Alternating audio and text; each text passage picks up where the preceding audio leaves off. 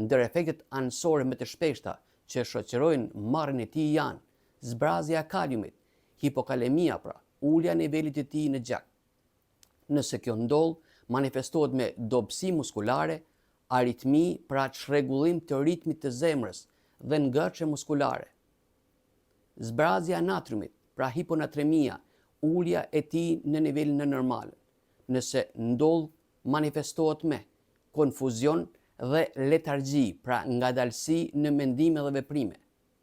Të tjera efekte anësore janë hipomagnezemia, ose ulja e nivelit të magnezimit në gjak, hipokalqemia, ulja e niveleve të kalciumit në normë.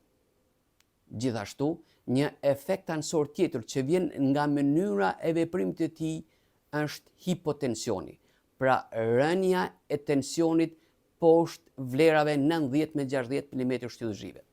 Kjo është një shortës. Informacionin e plot e gjeni në playlist të kanalit YouTube Semafori i Barnave.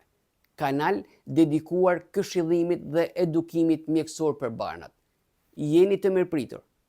Mos harroni të bëni subscribe.